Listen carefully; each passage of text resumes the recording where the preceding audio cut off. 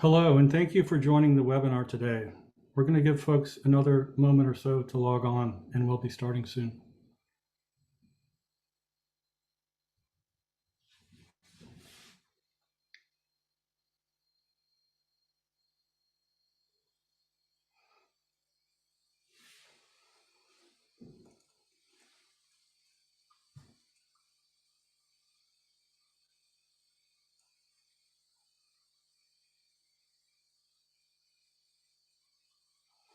Okay, let's go ahead and get started. Hello, everyone, and welcome to the 2022-2023 Better Buildings webinar series, dedicated to bringing you the latest actionable insights from leading industry experts.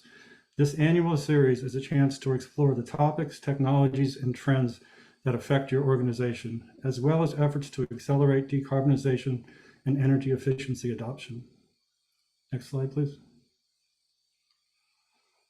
Today's webinar is called Make the Case for Large-Scale Energy Reduction Projects with ISO 50001. Before we dive in, there are a few housekeeping points I would like to cover. Please note today's webinar will be recorded and archived on the Better Building Solutions Center. We will follow up when today's recordings and slides are made available. Next, attendees are in listen-only mode, meaning your microphones are muted. If you experience any audio or visual issues throughout the webinar, please send a message in the Q&A box located on the bottom of the Zoom panel. Next slide, please. Hi, my name is Paul Schaefer, and I'm an engineer, program manager, and principal investigator with the Lawrence Berkeley National Laboratory. My areas of research include energy efficiency, emerging technologies, and energy management systems. Our Building and Industrial Application Department was instrumental in the development of ISO 50001, and we also developed programs, tools, resources, and training related to energy management systems. Next slide, please. This is the agenda for today's presentation. We'll start with introductions, and we'll have some Slido welcome polls, and we'll have three exciting presentations from our three speakers. And then we'll have some time left over for Q&A at the end. But first, what I'm going to do is introduce you all to what an energy management system is. Next slide, please. So what is an energy management system? First, maybe let's go over what it's not. It's not a building automation system.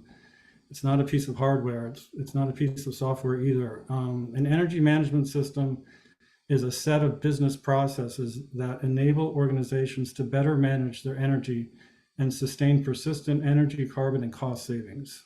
Organizations use energy management systems to establish policies and procedures to systematically track, analyze, and continuously improve energy performance. Next slide. So what's ISO 50001 all about? ISO 50001 is the energy version of the ISO Management System Standard Series. Others include 9001 for quality and 14001 for environmental compliance. And if your organization is already using one of these ISO Management System standards, implementation of 50001 will be quite a bit easier. 50001 is really a set of business processes that provide an overall framework for an energy efficiency program using sort of the classic plan, do, check, act cycle that's part of all the ISO management system standards. 50001 is systematic, it's data-driven, it's a fact-based process that will touch on all parts of your organization. The standard itself, the wording in the standard itself allows for both third-party certification by an accredited body, but the standard also allows other measures of conformity, things like self-declaration. And don't be scared by the standard. It's not that long. It's only 21 pages or so. And 50001 concentrates most of your efforts on the significant energy using systems within your facility or site. Next slide. So what's the value of using a 50001 based energy management system? I've been involved with energy efficiency for my entire career, and I can tell you 50001 is best practice and it does work. we have data and reports that show persistent year-on-year continuous improvement in energy performance for organizations that have ongoing 50,001 based energy management systems. I'm an engineer by training, and it did take me a while to get my arms around the management system pieces of 50,001, but it really does all work together to save energy, including what we call the engineering core of the requirements of the standard. We've seen very positive results from all types of organizations using energy management systems: industrial sites, commercial buildings, institutional sites, federal and state agencies. And you'll be hearing from success stories from 3 very different sectors from the 3 great speakers we have lined up. Another thing about energy management systems is they lead to a lot of low and no cost energy conservation measures, as well as identification of larger capital projects. And it also helps with employee turnover because your organization will have a documented, standardized approach to managing energy. Recently, a lot of organizations that are implementing 50,001 based systems are doing it for decarbonization reasons. For most organizations, managing energy is managing carbon, and we really see that as the future for 50,001. That's the great thing about the system and the standard. It's flexible, and it can be used for more than just energy. Next slide. What's 50,001 ready? The US DOE saw a bit of a slow uptake of 50,001 in the United States for a variety of reasons. So we worked with DOE and developed the 50,001 Ready program. And the main tool that's part of the program is the web-based 50,001 Ready Navigator, where we've broken down the 50,001 requirements into 25 tasks.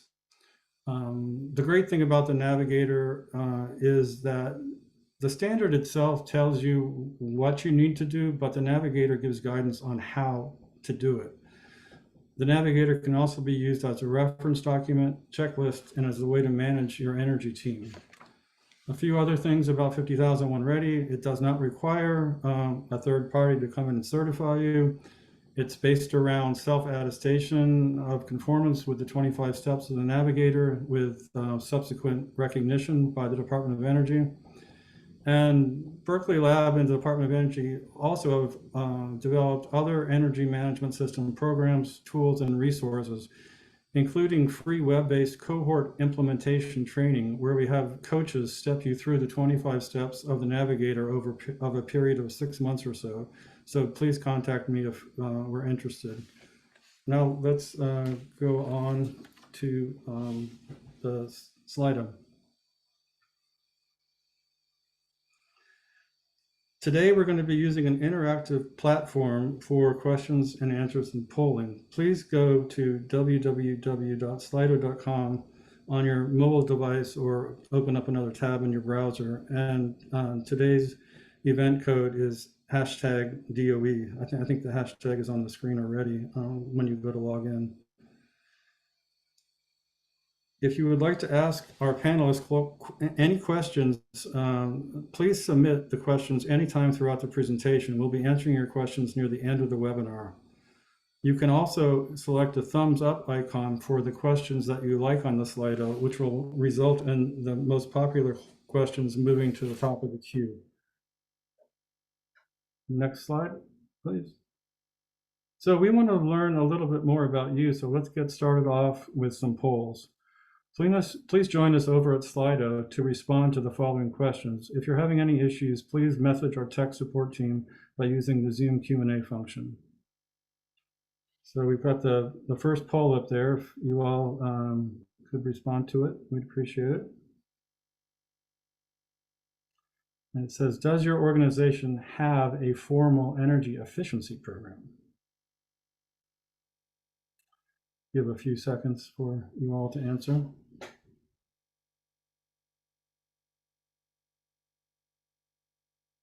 It's really jumping around quite a bit.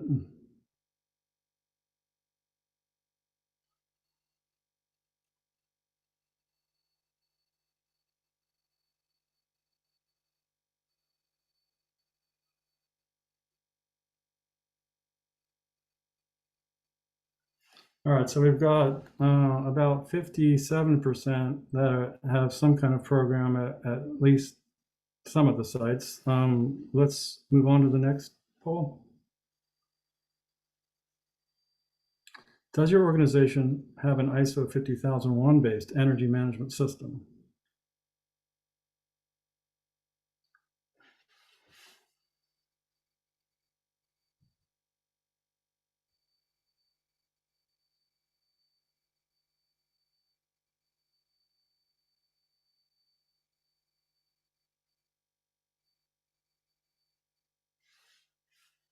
Okay, it looks like mostly no, 69%, 15% are planning to implement, 14% some sites, 4% all sites. Thanks. Let's go on to the next one.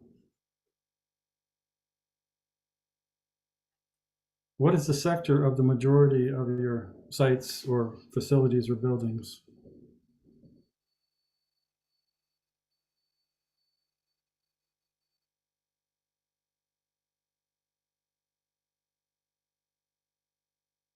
Well, the folks at FEMP must have a good email list. Got 32% federal/state, good portion commercial buildings. Just behind that, we've got industrial, and then taking up the rear is institutional, which is might mean different things to different people, I guess.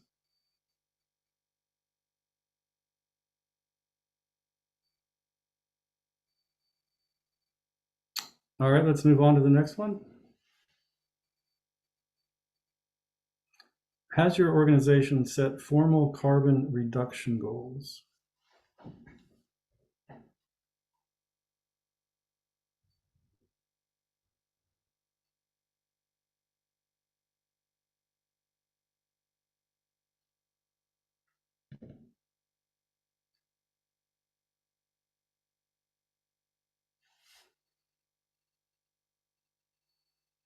So almost half of you have, and another 21% are planning, and 15% at some sites. Okay, let's move on to the next one. That might be the last one. I don't know.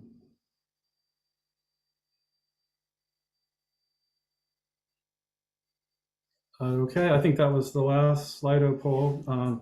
Thank you all for participating. So we have a great lineup of presenters today. Speaker number one is Pete Baum. Pete has worked with Loews Hotels as Director of Engineering in Atlanta since March of 2020. He's a member of the Corporate Energy Committee and served as leader in helping the company achieve 50,001 recognition from the US DOE in 2021. Pete recently attended the Behavior, Energy, and Climate Change Conference in Washington, D.C. as a panelist to speak on behalf of Loews Hotel and Company. Thanks for joining us, Pete. Speaker number two is Jim Henry. Jim Henry is Senior Manager of Global Risk and Compliance at Iron Mountain Data Centers. Jim is primarily responsible for enterprise compliance and risk management, external audit and assurance, and also leads the overall program management and development of all global ISO certified management systems. Jim has been with Iron Mountain since 2016, holding various roles within the compliance department, and is a certified information systems auditor, certified information security manager accredited by ISACA. And finally, we have Andrew Haynar. Andrew Haynar is 3M's energy manager with more than 19 years of experience in leading sustainability initiatives at 3M.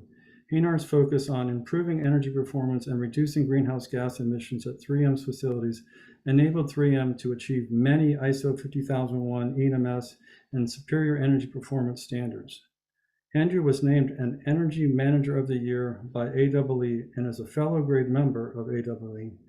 Andrew holds a master's degree in energy management, has a bachelor's degree in electrical engineering, and holds many energy management certifications, including CEM, CEA, Certified Carbon Energy Manager, certified practitioner in energy management systems, and he's an SEP performance verifier. Thanks to all of you for being with us today. And next slide, please. And with that, I will hand it off to Pete to kick us off. Yes, thank you. So hi, my name's Pete. I work for Loews Hotels as Director of Engineering at the Atlanta property. The purpose of my presentation is to just kind of share who we are as a brand, describe our energy reduction efforts, and explain the importance to us of achieving 50,001 recognition. So Loews Hotels owns and operates 26 hotels and resorts across the US and Canada. The company is headquartered in New York City and is a wholly owned subsidiary of Loews Corporation. Loews Coral Gables just opened in November of 2022 as the company's first LEED certified building. I include this in part as a presentation because this certification is a focus when looking forward to the future of Loews Hotels. The company strives to be an industry leader in environmental sustainability for many reasons. It's good for the company, it's good for the comfort of our guests, and it will have a positive impact on the environment. Next slide, please. So our mission at Loews is to be a dynamic and sought after company committed to bettering ourselves for our guests, team members, partners, and communities. And that's kind of why I just wanted to share this slide about our Good Neighbor program. It basically says that we want to do the right thing. And as a brand, we have created initiatives that are focused on being a positive member of the communities we are in with an emphasis on sustainability and green practices, which takes me to my next slide. So sustainability at Loews. I think we're all aware that participation in programs such as 50,001 is only successful with buy-in and support from the corporate level. And fortunately, our company has that support from the CEO, as well as my direct contact, Joe Thomas, VP of Engineering, who spearheads the long-range approach to energy efficiency. As a hospitality company, our team is constantly looking for ways to reduce energy costs, lower our carbon footprint, and become a more sustainable and efficient operating organization. So this slide provides some examples of what we're doing to achieve this. So $6.5 million in energy reduction projects were approved and completed in 2022 with a focus on water conservation, energy, climate, waste reduction, and responsible sourcing. Loews also joined the Energy Star program more than a decade ago and participates in the U.S. Department of Energy efficiency initiatives. The company is also an active participant in the Better Buildings Challenge, committing to improving energy efficiency by at least 20% over 10 years based on a 2012 baseline, which we surpassed at 24% in 2022. So one of the highlights on this slide is the recent installation of 6 new state-of-the-art Trane energy efficient rooftop AHUs and controls at Loews Minneapolis. The hotel received a $100,000 credit from the city and $7,500 from Xcel Energy. So a couple of things to point out about this project. Reduction of electricity consumption from the upgrade is estimated at 50,400 kilowatts annually.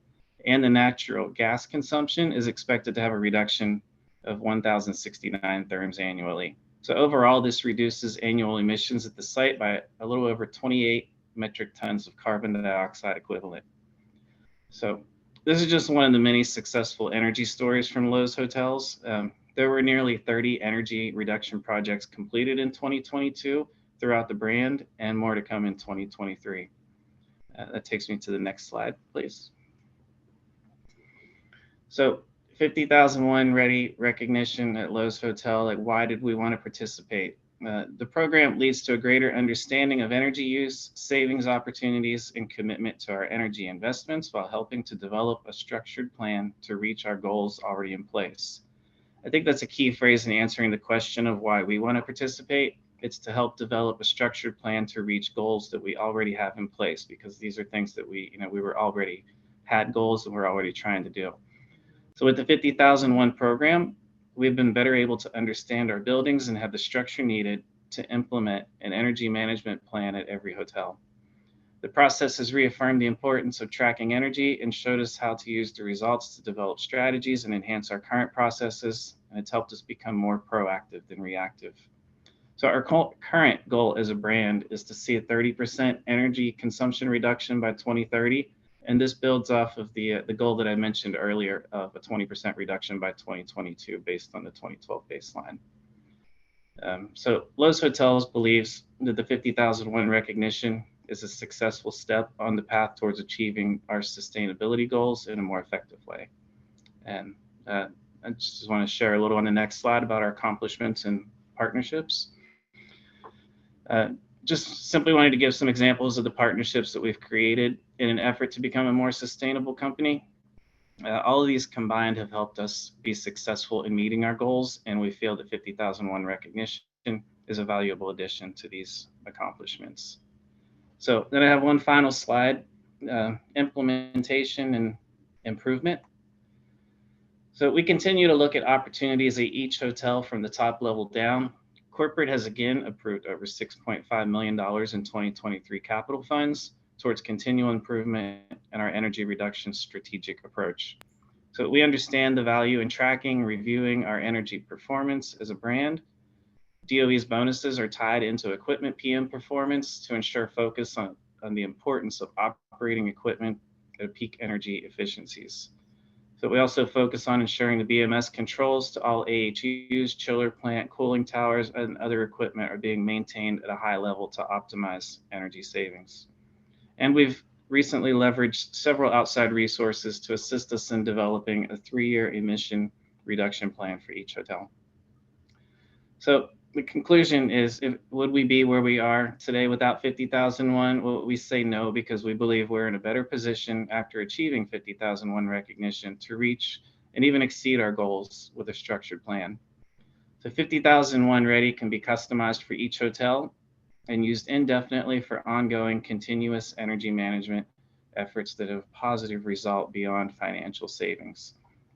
For us, it adds to our presence as a good neighbor in our communities and has become an important marketing tools for partners and clients that care as much about what we're doing as we do. And that's all I have. So thank you for allowing me the time to participate and share this on today's call. Thanks, Pete. That was great. And now we will hear from Jim Henry. Good morning, afternoon, and possibly evening for some of you. And thanks, Paul. Pete, really enjoyed everything you just went through as well. As mentioned earlier, my name is Jim Henry. I'm Senior Manager of Global Risk Compliance and Quality Management, Iron Mountain Data Centers. We are a co-location data center hosting organization that is a part of the greater Iron Mountain company based out of Boston, Massachusetts. Next slide, please.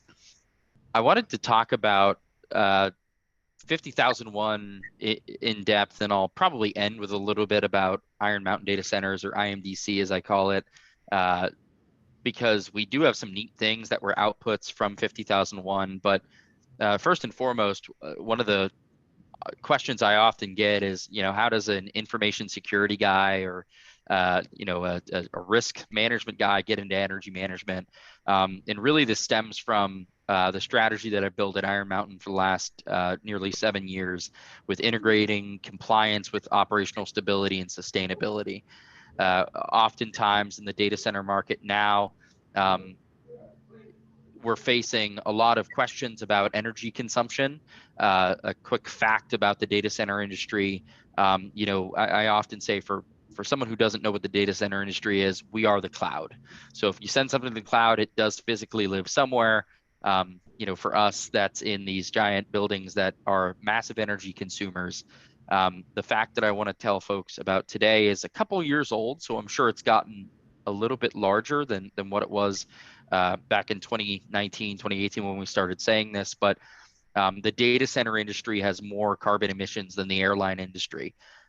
So when you think about that in scale, it's pretty sobering to know how much electricity is being used on the technology that supports our applications, our software, when you use Netflix, when you do your banking transactions, when you use online shopping and gaming and things like that. So with that being said, in the data center industry, it's wise to manage that chaos in a constructive way. So the perfect way to do that's through ISO management systems.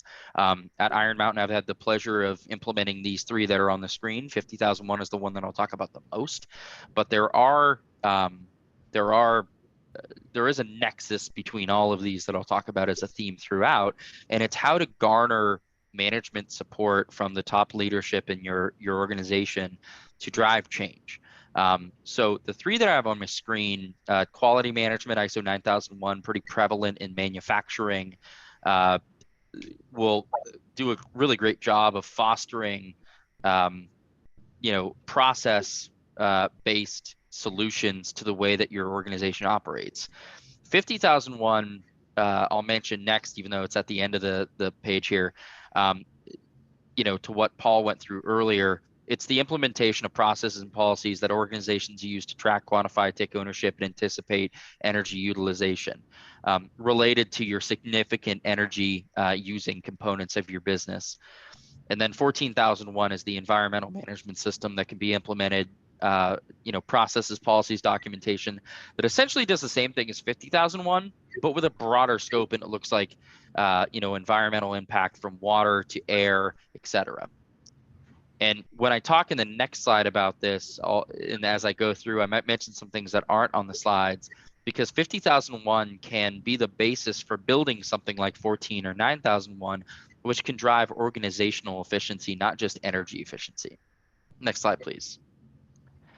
So what are the benefits of management systems in general, whether this is 50,001 or 14,001, whether you're making it, broad for management systems, for environmental impact, because I think the more and more that organizations are building, scaling, operating, using energy, energy is not restricted to just electricity.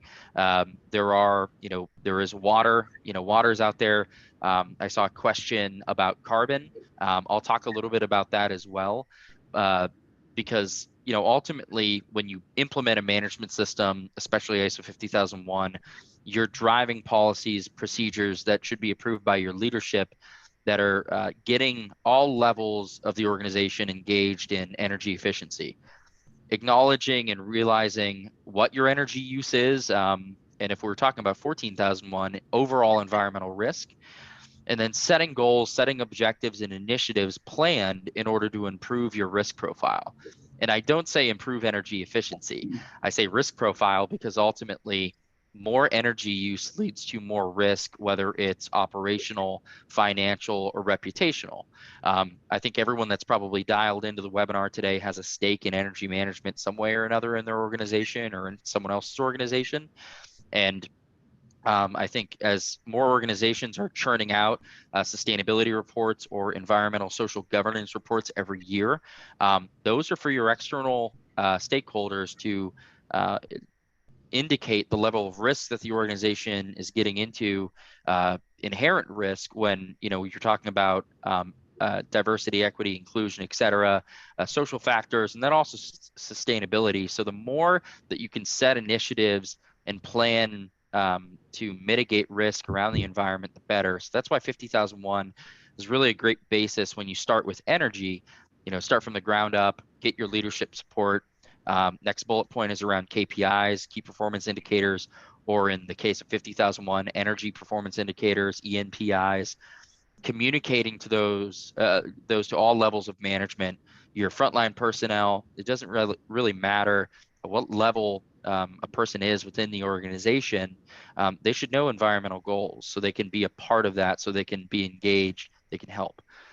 Implementation of continuous operation, internal audit program, another requirement of the standard. Internal audit's imperative in any ISO management system. It's inescapable. Doesn't matter if it's 9001, 14, 50, 45, 22301. You're going to have to do an internal audit. Track, record, and reporting on corrective actions, and then maintaining a legal register. And then, of course, if you choose to, as Paul mentioned earlier, you can engage an external audit firm for third-party validation and a third-party audit of the management system, so that you can demonstrate, through that certification that you're walking the walk regarding your sustainability performance, environmental risk, or just energy performance. Next slide, please. So this is kind of the slide that I want to harp on the most. When we talk about 50,001, a lot of the folks that I've talked to about the standard over the years have expressed that they're having trouble getting it off the ground. Maybe they're having trouble getting support for projects and initiatives. This is my 10-minute attempt at characterizing the value of leadership support. Much like most things, if your organization's going to do 50,001 or implement an energy management system, the tone must be set at the top. I would argue that very few ENMSs or energy management systems have been properly established, lacking leadership support. This really does take the whole community in the organization. One of the things that I've found out in having our multi-site global certified management system over the years is that folks that have a stake in P&L are your best friend. Tying kilowatt hours back to dollars is a sure way to make a statement. And this obviously goes a little bit from the wayside of just environmental performance, environmental social responsibility, et cetera. And then ever evolving regulatory changes as well. This is a good way to track that. You have to keep a legal register, all those other things. And then consider using this as a roadmap to track your sustainability goals, 2030, 2035, 2040, whatever they may have be. And then it, like I said earlier, could enable other management systems such as ISO 14001, 9001, and then also a gateway to ISO 14064, which is the this is the world's own and only GHG verification standard. Next slide, please.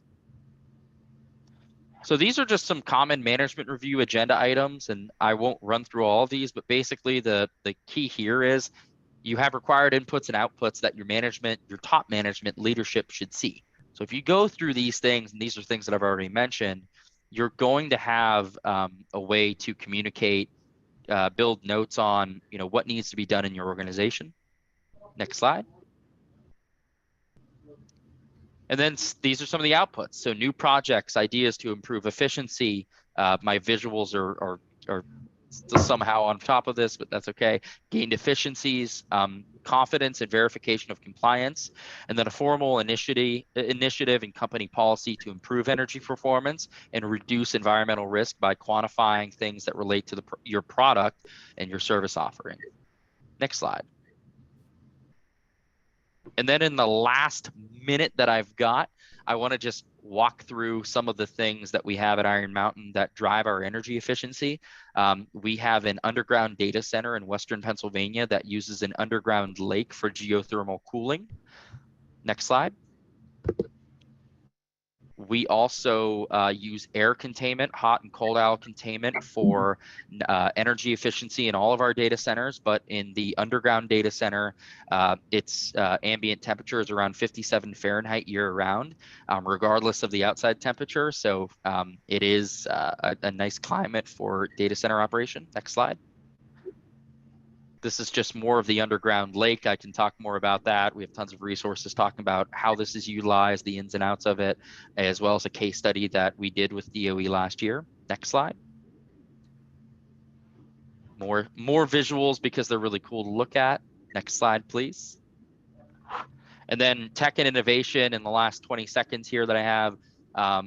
We are constantly trying to use AI, building management systems tuning in order to drive efficiency because we do use so many kilowatt hours. The electricity bills are massive. We do source green energy. I would talk about that if I had more time, but all good ways to drive your 50,001 program. And I think that's my last slide. If not, feel free to the moderator. Yeah, renewable power. This is my very last one. We can move on and I'll address any questions in the Q&A. Thanks, Jim. That was great. A quick reminder to the audience to send in any questions you have at www.slido.com with the event code hashtag DOE. We look forward to answering your questions at the end of the session. We've reserved some time for that. Now we are going to hear from our final speaker, Andrew Haynar. Please take it away. Hello, everyone. I'm happy to be here and share some experiences we've had with ISO 50001 and energy management programs overall. I just need to mention that this presentation wouldn't be possible without contributors from my team, Prasad, Kaylee, and Tamney, who are assisting me with this presentation. Can we go to the next slide, please? So I have to tell you a little bit about our company. Pretty much everybody knows who we are. We've been around for over 220 years, and our purpose is to unlock the power of people, ideas, and science to reimagine what's possible and also improve lives by helping solve the world's greatest challenges. Nothing really big here, as it's, you know, I mentioned before. So can we go to the next slide, please? We have very ambitious sustainability goal. My team and I deal in climate and energy. Science for climate is one of those areas we focus on. And the first goal is to improve energy efficiency index to net sales by 30% from 2015 base year to 2025, increase renewable energy or electricity to 50% of total electricity we use by 2025, and then be 100% renewable by 2050. Reduce scope 1 and scope 2 market-based greenhouse gas emissions by at least 50% by 2030, 80% by 2040, and be carbon neutral by 2050. And also help our customers reduce their greenhouse gas emissions by 250 million tons of CO2 equivalent emissions through use of 3M product. If we can go to the next slide, please. Talking about our products that can help with sustainability, one of the products we make is 3M Sun Control window film. I'm not going to spend too much time on here, but if you need any more information, just contact me, please, and I will be more than happy to point you to our experts on window films. If we can go to the next slide. We are part of RE100, which is that organization that we committed to be 100% electricity renewable by 2050. We are also partners with Better Buildings, Better Plants program on low carbon pilot. And we are part of a Better Climate Challenge with Department of Energy as well. Can we go to the next slide, please? So our main strategy for carbon energy-based carbon emissions reduction is basically we have a carbon reduction task force, which includes our senior executives. And then when we talk about carbon reduction emitted by energy consumption, the energy efficiency really is the key. We need to start you know, with this piece. We've been working on energy efficiency for quite a few years, improving our efficiency at our manufacturing locations. Also, renewable energy can help us with reducing carbon footprint, and there are a couple of areas we focus on: purchasing PPAs from grid and utility companies, and we have a few our own on-site generations when it comes to renewables. And of course, energy carbon emissions reduce fossil fuel dependence by switching fuels, employing geothermal and solar thermal. Wherever we can, switch to biofuels, biogas, clean green hydrogen when it's generated from renewable electricity is also something we are looking at very early stage. And renewable electricity electrification, so some of our systems that consume fossil fuels can be converted to renewable electricity. And then we are also working on carbon capture, very early stage, but we think this is part of our overall strategy for carbon emission reduction. Can we go to the next slide, please? We have 3 classifications of our manufacturing sites. Tier 1 is 85% of global energy consumption. Tier 2 and Tier 3 are smaller sites and our sales offices and some of our labs and stuff like that. Can we go to the next slide, please? Well, when it comes to data requirement, really, and I will talk about this a little bit more in my later slide, is that data is key.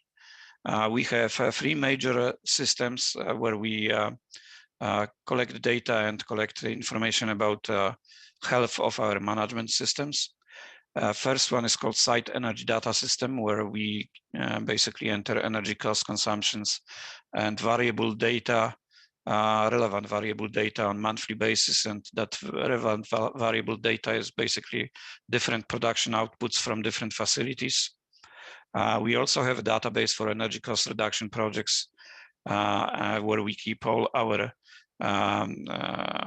this is, if you can think about energy project hopper, that's exactly what it is. And then we also ask our facilities to do facility energy management, reviewed and uploaded quarterly to our SharePoint, and it provides insights on strength at our sites' energy management programs. If we can go to the next slide, please. Energy performance based on based on the fact that we want to be 30% more efficient by the end of 2025. We've been doing quite well. The goal is 30%. At the end of 2022, we are sitting at 22%. When you look at where our goal for 22 was, actually it was 21%. So we improved that goal by 1%. If we can go to the next slide. Now, when it comes to energy management systems, and the vehicle for it is ISO 50001 and superior energy performance, we see it as 3 pillars: metering, technology, and projects. And probably the most important part of an energy management program, and a management program, are people. So if we go to the next slide. So if you look at what we've been doing in the past, and many companies did that in the past as well, they would have like a leader who, energy leader that is, who would identify some programs, some projects, and they would implement those projects. And then when they changed positions or move on to another company, there was basically a gap, and then we would be again at high costs and high energy consumption or efficiency. If you go to the systematic approach in energy management, that's on the right-hand side of this slide. You basically need to have senior management backing. You need to sustain savings. You need to implement low-cost improvements, low-hanging fruit first, and then you need to build in to a company culture when it comes to any management system, and ISO 50001 and energy management system is not different. If we can go to the next slide, please. So the 3M's energy management system, and Paul mentioned that on one of his slides, is based on a plan, do, check, act continuous improvement cycle. The main thing is that we want to establish a system for and processes for energy management, improve and sustain energy performance, and then because most of our sites, all our sites are ISO 9000 certified and certified and ISO 14000 certified, we didn't really have to build the ISO 50001 system from scratch. We based our ISO 50001 on a similar framework to those 2 standards. And the main, I guess, message here is everyone has a role to play. And we see our customers moving toward the standard as well. So if we can go to the next slide, please. The first pillar, metering and monitoring, is one of the most important pillars, of course, because what you don't measure, you can't control. This is very true for energy, because energy is invisible for most. And then you need to establish energy baselines. You need to provide real-time energy information, and then provide energy consumption reporting for management and sourcing, for tracking and budgeting. So very, very important piece of management, energy management system. If we can go to the next slide, please. The second pillar was technology and projects, and we focus on a few areas here. HVAC and chillers, compressor, LED lights, everybody does that. Steam system optimization or elimination. We moved on to efficiency as a service kind of scenario with some of our plants, where we have a third party assessing plant energy efficiency performance, and then they provide a turnkey implementation and ongoing monitoring and optimization to ensure savings. And then design and procurement is another part. Just a couple of I guess points here on some of those areas. Conditioning of air, and I'm not talking about air conditioning. Conditioning of air means that we humidify, we dehumidify, we cool, and we heat air coming to our facilities. This is very, very expensive. It could be up to $5 per CFM per year. And imagine that we have 100 or 200,000 CFMs going to our factories in many occasions, many sites do that, then the cost is just tremendous. Also, when it comes to compressed air optimization, the compressed air systems are, excuse me, the most expensive systems to have. 7 horsepower of electricity is used to produce only 1 horsepower of compressed air. And we see that we have sites that have air leaks at about 20 to 30%. So not only that, you know, that 6 horsepower of electricity goes to generating heat and a little bit on friction, but also we have about 20 to 30% leaks, which we have to fight with. And then the steam systems, we try to eliminate steam from space heating altogether. And basically our goal is to have steam only for those processes that require direct steam injection into those you know, systems. When it comes to heating or you know, humidifying, we want to move away from steam. And then we do for design and procurement, we assess our energy efficiency in equipment upgrades. So we ask for vendors to provide us with efficiency performance numbers, and then we reevaluate needs for like-to-like replacements. Really, we don't want to replace a boiler which has been with us for 50 years for the same size of boiler, but made in 2023. And then include alternative practices for energy-intensive processes in design and phase. So I will talk about that a little bit more.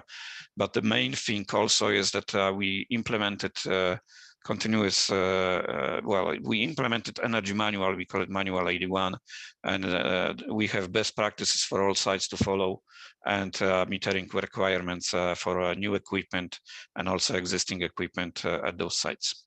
So if we can go to the next slide, please.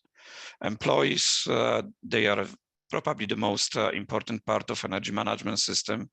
The production staff operates and works with energy consuming equipment. They know those pieces of equipment the best. We see better employee retention and satisfaction when we include them in an energy management system and increase trust in management. We have employee suggestion programs through tier tags electronically, or just what you can see on the right hand side, just a post-it note basically. Conservation and awareness campaigns, we have them often. Energy training. For some countries like Canada, for example, every employee of 3M Canada has got to go through a basic energy training. And that training repeats every 3 years, and then let employees know that they matter. If we can go to the next slide, please. probably many would ask, do we see any savings coming from or improvements coming from ISO 50001 sites? And yes, ISO sites perform 2.2 times better than non-ISO sites. We keep track of our energy performance for ISO sites and for non-ISO sites. And if you look at this graph, justification is right here. So really, double performance from ISO sites. That's even more than we anticipated, to be honest. If we can go to the next slide. We have 58 sites globally certified to ISO 50001, most of them on this continent. But as you can see on this map, we basically have certifications in all areas of the world. If we can go to the next slide. So this is a very important concept, enterprise model for ISO 50001. Right now we have America's model implemented. So that means that sites from the United States, Canada, and Latin America are under enterprise model.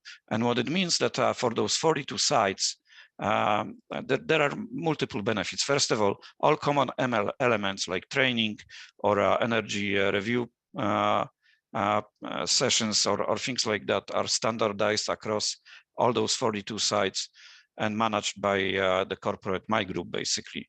Also, when you have 42 sites implement under one umbrella, when it comes to external certification, is basically a sampling concept where the external certificators only sample sites using equation square root of n. So as you can see, you can significantly reduce amount of sites required to be externally certified, and that's not only drives it drives the cost down of maintaining of ISO 50001 programs, and also resources on sites, significantly lower resources. So I would encourage to look into this enterprise model for those companies which have multiple sites certified. Can we go to the next slide, please? We also are integrating sustainability impact into early design process. So the step one has been completed. We have what we call engineering work request. That's where all projects start. And we basically, my teams got visibility to all EWRs generated by our facilities. And then when we see that a project might affect energy consumption or sustainability at all, then we basically get connected with that team and work with them to make sure that we provide the most efficient, the most sustainable results. Manual 81, I talked about that.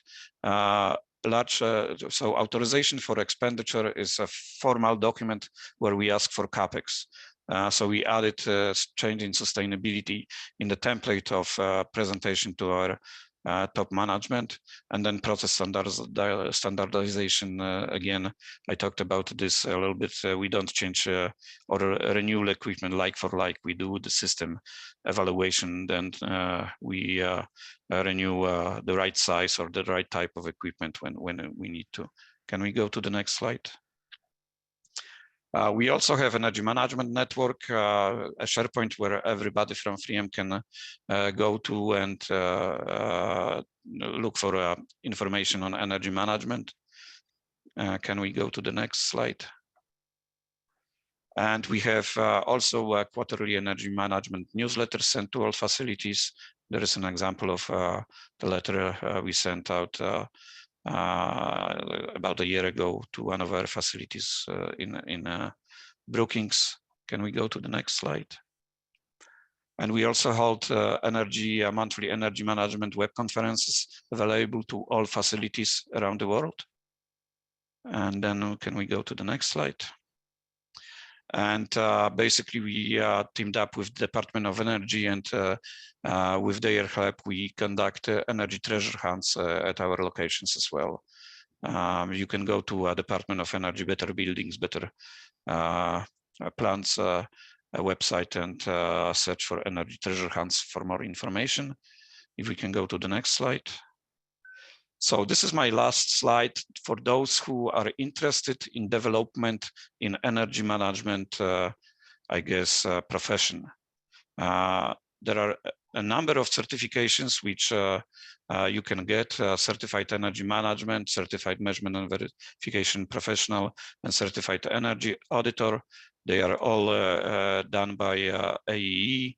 Then you can go to ISO 50001 certified practitioner certification program, lead auditor, superior energy performance verifier, and certified sustainable development professional.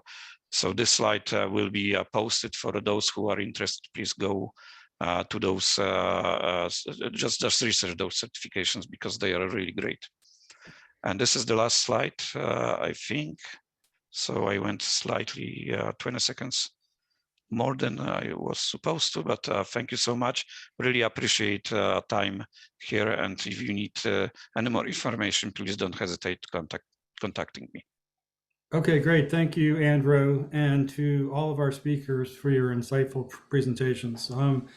Before we move on to the Q&A, I want to encourage you to download our additional resources handout, which is shared in the Zoom chat box. The handout contains links to resources from Better Buildings and from our speakers on today's topics. We hope you find it useful.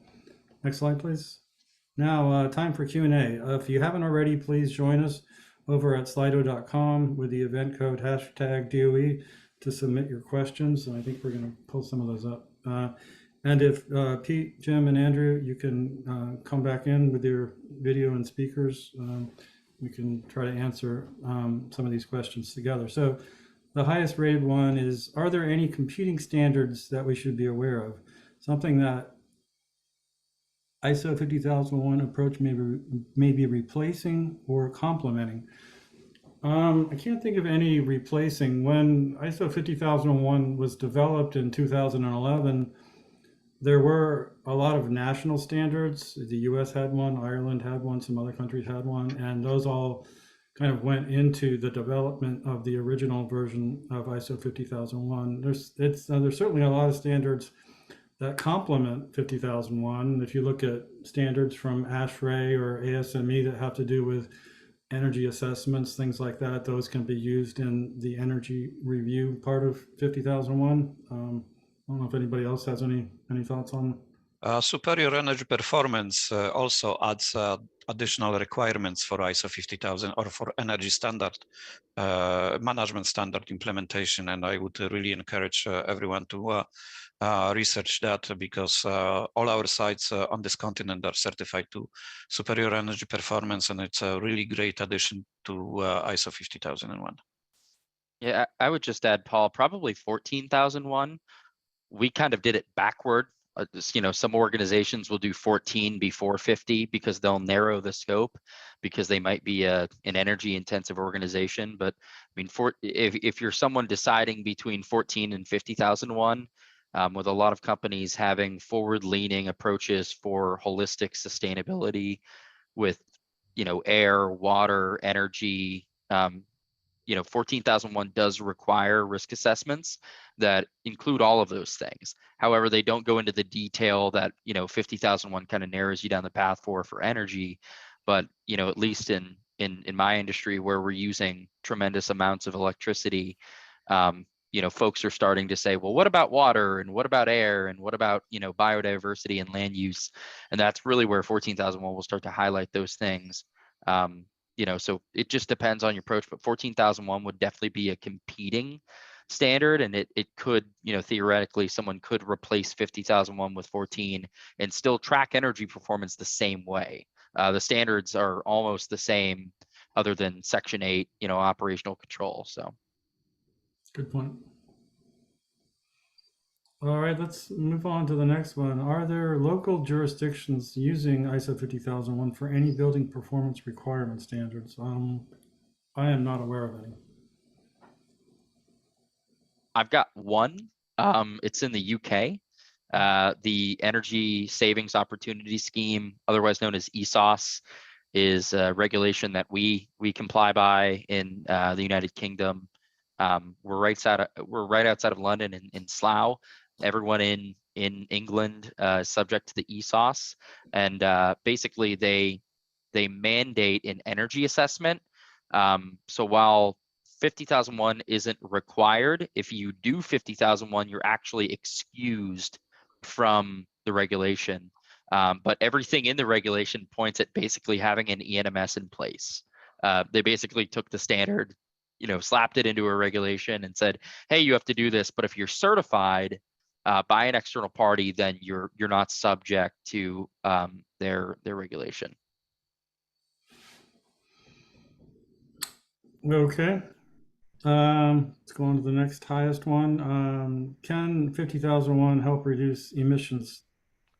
So if you Allergies. have on-site generation, like a combined heat and power, for example, and you improve your efficiency of your electricity use, you will reduce your NOx and all those good things which are emitted by those jet engines and internal combustion engines. So that's one I can think of really quickly. Also, when you have a steam boiler, similar thing, if it's natural gas steam boiler, some of those nasty things emitted by those boilers, when you improve efficiency and you basically lower your steam output or eliminate a boiler or two, then you can also improve your other GHG emissions.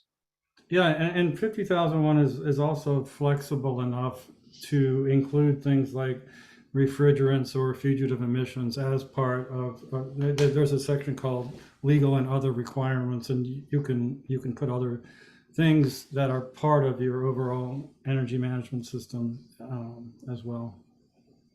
Yes, we are going to be sharing the slides used. Let's go to the next. I don't know how much time we have to go through the Q&A. If somebody will just let me know when we should move on to the final slides. Well, I guess that's now. Well, good, thank you. Thank you everyone for your questions and to our panelists for their insightful responses.